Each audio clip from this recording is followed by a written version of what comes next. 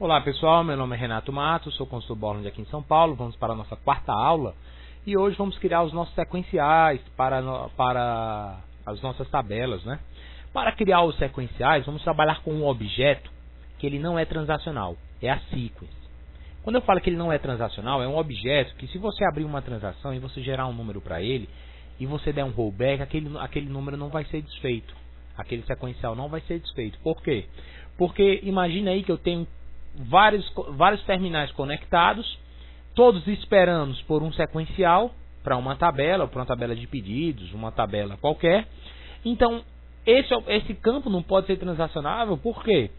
Porque eu não posso fazer com que o pedido número 2 dependa do sequencial do pedido número 1.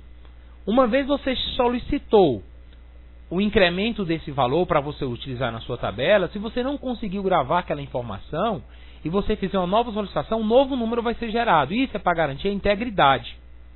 As sequências elas servem para isso. Então vamos entrar aqui com o nosso usuário estudar e a nossa senha 1234. Existe uma aba só para a gente criar essas sequências. As sequências elas não estão vinculadas a nenhuma tabela, ele é um objeto no banco. Não está amarrado a uma tabela, qualquer tabela pode utilizá-la. Para quem trabalha com Firebird é equivalente ao gerador. Então vamos colocar aqui, ó, sequence funcionário. Começa com o número 1, não tem valor mínimo, não tem valor máximo. O incremento é de 1 em 1. Ela é cíclica, quando eu atingir o valor máximo eu volto. Ou quando eu atingir o valor mínimo eu volto para o valor máximo. Se eu fizer isso, então eu teria que colocar um incremento não de 1. Começar com 1, colocaria um incremento negativo, vai voltando. O valor começa com 10 milhões e vai incrementando. E quando chegar em número 1, que é o valor mínimo, ele volta para 10 milhões. Então não é cíclico. Não vamos trabalhar com cache.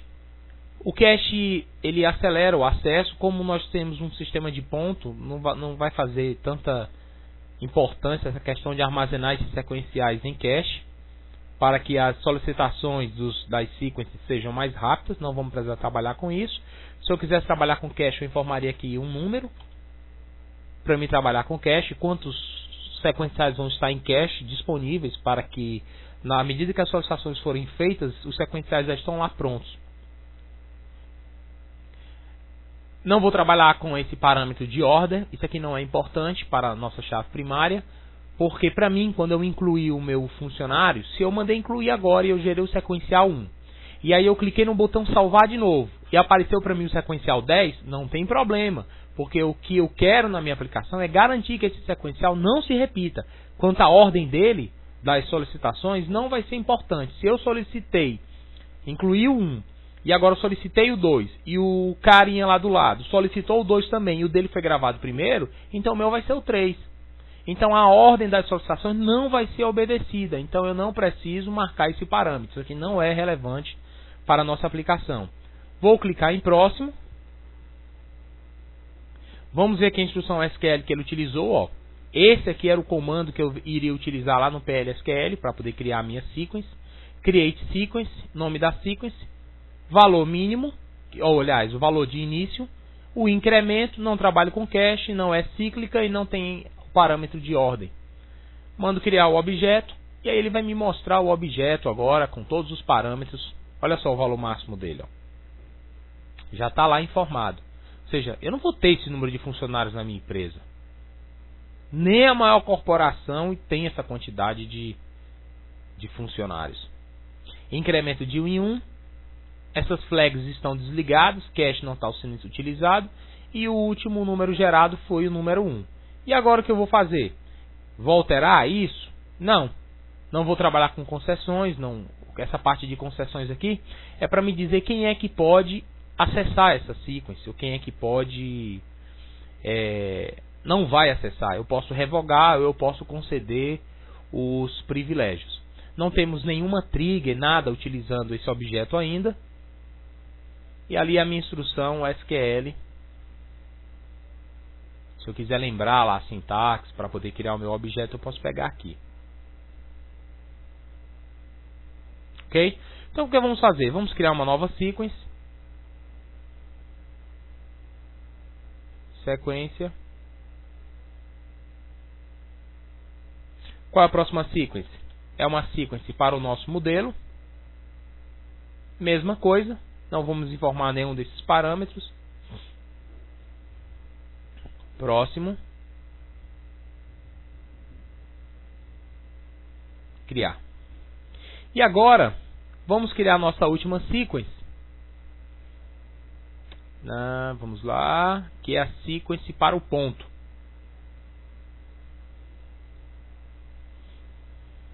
SQ ponto. Vocês veem que é bem simples o procedimento de criar sequence. Agora, qual é o nosso próximo passo? Agora que criamos esses sequenciais, nós precisamos vincular esses sequenciais com as tabelas. Renato, como é que nós vamos fazer isso? Nós vamos fazer isso aqui por meio de triggers.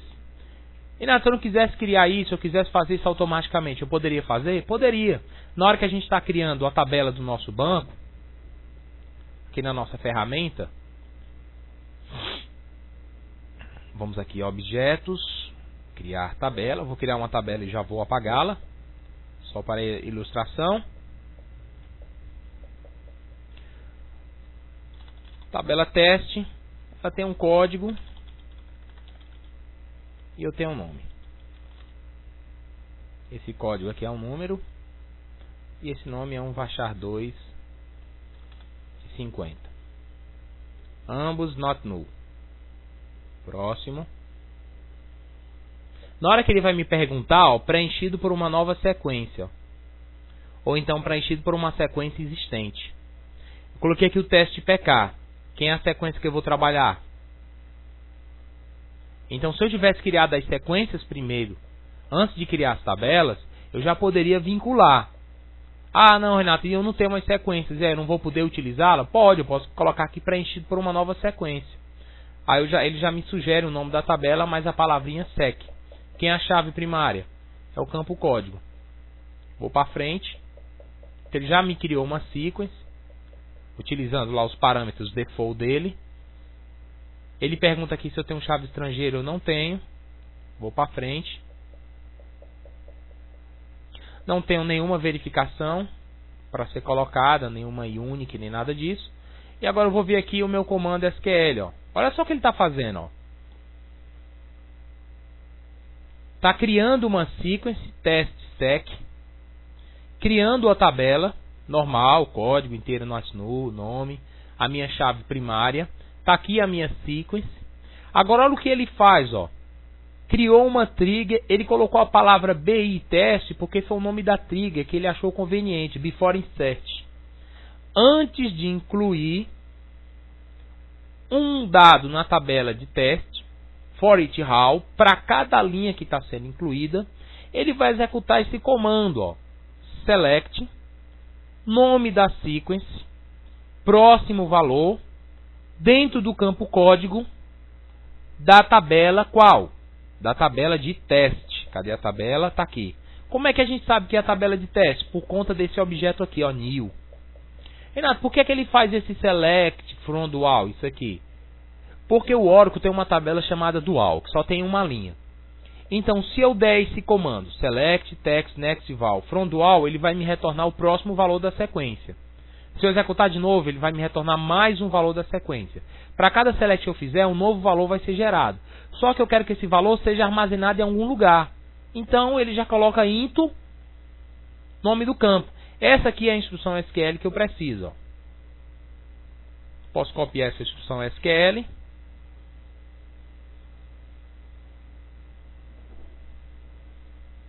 Eu não vou gerar a minha tabela, não vou gerar nada disso aqui que eu fiz. Eu vou cancelar. Vamos ver aqui as sequências. Ó, a sequence não foi gerada, certo? E agora vamos entrar aqui em triggers. São os gatilhos. Para que eu vá trabalhar com um gatilho, primeiro de tudo, eu preciso entender como é que eles funcionam. Então, como é que os gatilhos funcionam?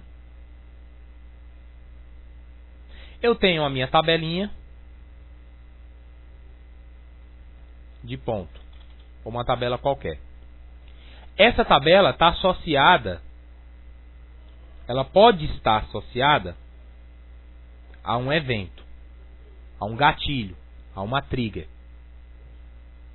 Então ela está associada a uma trigger. A minha trigger, ela está vinculada a um determinado momento. Então a trigger, ela pode estar associada a um momento chamado depois ou a um momento chamado antes. Eu posso ter algo antes ou eu posso ter algo depois. Depois ou antes de quê? Depois desses carinhas aqui, ó.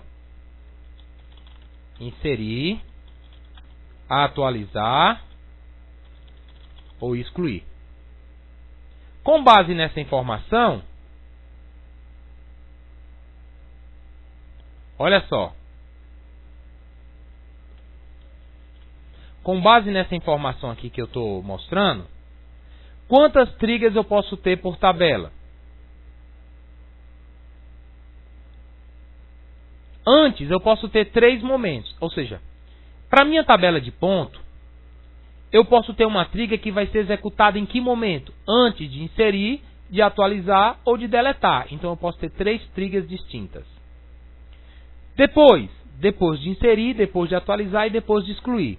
Então eu posso ter 3 triggers distintas. Então, somando antes com o depois, eu posso ter 1, 2, 3, 4, 5, 6 triggers vinculadas à minha tabela de ponto. Então, quando o dado for entrando na tabela, antes de incluir, se tiver alguma coisa programada, ela vai ser executada. Antes de alterar, se tiver alguma coisa programada, vai ser executada. E antes de excluir, se tiver alguma coisa programada, também vai ser executada.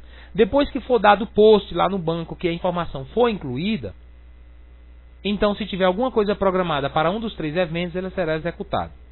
Bem, tudo bem, essa parte aí dos eventos ficou tranquilo. Agora, como é que eu faço para acessar os dados da minha tabela? A minha tabela, qualquer que seja ela está vinculada, ela está associada, ela pode ser referenciada por 2 tipos de objetos. Um objeto chamado new, new, e um objeto chamado old. E aqui o meu objeto new ou meu objeto old, eu tenho aqui, ó, os momentos. Inserir, atualizar e excluir. Se vocês entenderem isso aqui, vocês vão dominar a trigger em qualquer linguagem. O conceito é o mesmo. Então veja bem. Está aqui o nosso jogo da velha. Se eu estiver incluindo uma informação do banco de dados, eu tenho uma nova informação. Então eu posso usar o objeto new. Se eu estiver atualizando uma informação no meu banco de dados, eu posso usar o objeto new. Por quê? Porque quando eu atualizo, eu coloco uma coisa nova. Quando eu estou deletando uma coisa do banco de dados, eu não estou deletando uma coisa nova, eu estou deletando uma coisa velha. Então esse cara aqui eu não posso trabalhar com ele. Não posso trabalhar com ele. Quando eu estiver acessando, incluindo uma informação, que é o momento de inserção. Quando eu estiver incluindo uma informação nova no meu banco de dados, eu não tenho acesso à informação velha, porque eu estou incluindo uma coisa nova. Referente ao que? A nada. Eu estou incluindo uma coisa nova no banco. Então, nesse momento, eu não posso usar o objeto old. Então, se você estiver programando uma trigger para o momento de inclusão, você só tem acesso ao objeto new. Se você estiver alterando uma informação, você clicou em cima dela, ou sabe o que você vai alterar, então você tem acesso ao objeto old, porque você troca o old pelo new. E se você estiver excluindo uma informação do seu banco de dados, você exclui uma coisa que já existe. Então você tem acesso ao objeto old e não ao objeto new. Então, esses aqui são os eventos que nós iremos trabalhar na nossa aplicação. A nossa trigger, essa aqui é a parte conceitual. E aí, na nossa próxima videoaula, nós iremos começar a implementar as nossas triggers. Obrigado a todos e até a próxima videoaula.